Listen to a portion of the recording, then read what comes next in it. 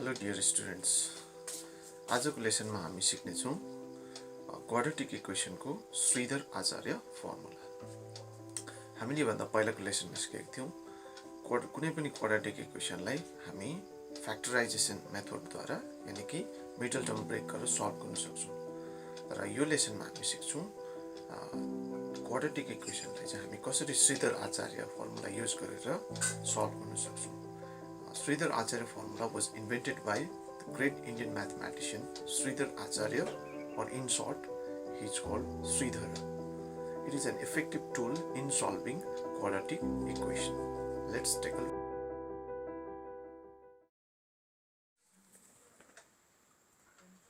For any quadratic equation, we have in this case the standard or general form of quadratic equation ax square plus bx plus c is equal to 0. All of you know that a should not be equal to 0. In this equation or your general formula यसलाई solve गर्नु पर्यो भनेदेखि चाहिँ there is a direct formula which is called Shridhar Acharya formula. I am writing it for you. Okay. X is equal to minus b plus or minus under root b square minus 4ac divided by twice of a. This particular formula is called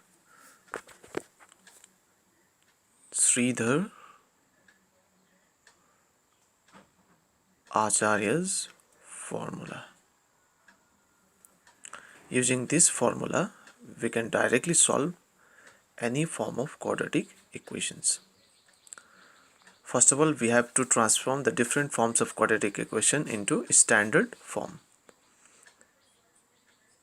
तिमीहरुलाई थाहा छ है, अब यो फर्स्टमा चाहिँ कुनै पनि इक्वेसनलाई चाहिँ यो फर्ममा लानुपर्छ ax square plus bx plus c is equal to 0.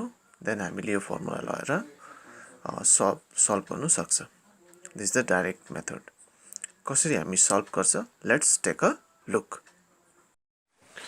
For example, हामीले यहाँ question number 2 को 1 लेखेको छौं है. The question is 3x square plus 11x minus 4 is equal to 0. Let us try to solve this equation using Shridhar Acharya formula. यहाँ हामीले first छुट्टाइ दिइहाल्नु पर्छ. यहाँ तिमीले हेर्यो भने देखि कोएफिसिएन्ट अफ x स्क्वायर लाई हामी a भन्छ. a भनेको चाहिँ छ a is equal to 3. And similarly coefficient of x, which is called b, therefore b is equal to 11. We have to write along with signs. And the coefficient of x to the power 0 or a constant bunch which is called c is equal to minus 4. So once a is equal to 3, b is equal to 11, c is equal to minus 4, we can easily solve using Shridhar Acharya's formula. So let us use Shridhar Acharya's formula.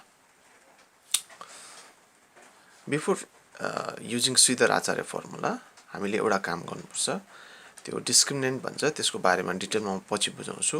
त्यो discriminant चाहिँ यहाँ positive छ कि छैन त्यो check गर्नुपर्छ. के हो डिस्क्रिमिनेन्ट? डिस्क्रिमिनेन्ट भनेको simply b square minus 4ac.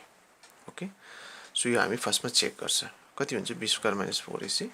b is 11, so 11 square minus 4 is 4, a is 3, c is minus 4. So 11 square means 11 into 11, 121, minus minus plus 4 3s are 12, 12 4s are 48. So adding together 169, this is greater than 0. यदि कुनै time यो चाहिँ less than 0 आयो भनेदेखि चाहिँ त्यो equation को चाहिँ रुट्स रियल हुँदैन र त्यो इक्वेसनलाई हामी सल्भ गर्दैन. र कतिखेर रियल हुन्छ, कतिखेर इक्वल हुन्छ त्यो चाहिँ हामी नेक्स्ट च्याप्टरमा डिल गर्छ. अहिले चाहिँ यति नै बुझिराख्नु पर्यो. इफ 0 or greater than 0 भयो भने चाहिँ सल्भ गर्नु पर्यो. अदरवाइज चाहिँ लेस देन 0 भयो भने चाहिँ इक्वेसन सल्भ गर्नु पर्दैन. Simply we have to write there are no real roots. Now by using Shridhar Acharya's formula. हामीलाई थाहा छ श्रीधर आचार्य फर्मुला है, x is equal to minus b plus or minus under root b square minus 4ac by twice of a. Okay, so हामी each value हाल्दै जान्छ. अघि हाम्रोमा थाहा छ हामीलाई b भनेको 11 छ, so माइनस चाहिँ अलरेडी छ, so माइनस अगाडि राख्यो with sign. जे छ त्यसको साइन हाल्नुपर्छ. यहाँ त अलरेडी पोजिटिभ 11 छ, so it doesn't make any difference. 11, it will be same, plus or minus under root. What is b? Again b is, in fact your b square minus 4ac हामीले already calculate गरेको छ, that is 169. So we can directly put 169 divided by twice into a. What is a? A is 3. Okay, minus 11 plus or minus square root of 169. It's very simple. 169 means 13 into 13 2 into 3. कुनै पनि method बाट prime factorization or division method बाट you can find out the square root. Okay, in this case I am using prime factorization method. Plus or minus एउटा pair बाट हाम्रो एउटा बाहिर निक्लिन्छ, that is 13 will come out of the square root, and in the denominator 2 into 3 is 6 is equal to minus 11 plus minus 13 by 6. Alright, now in this case we all know that there are two solutions in each of the quadratic equations. So in this case also we will get two solutions. How?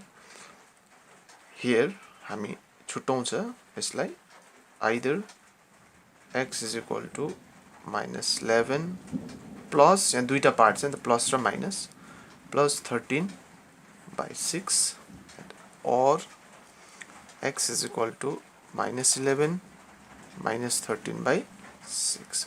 Simply यो पार्टलाई छुट्याइदिन्छ हामी. One is plus part, another one is minus part. So these two will be the two solutions of the quadratic equations. So minus 11 plus 13, it's very simple. It's 2 plus 2 plus 2 by 6, and in this case minus 11 minus 13 is minus 24 by 6, and removing factors, 2 1s are 2, 2 3s are 6, 6 1s are 6, 6 4s are 24, so it becomes 1 by 3 becomes minus 4. Therefore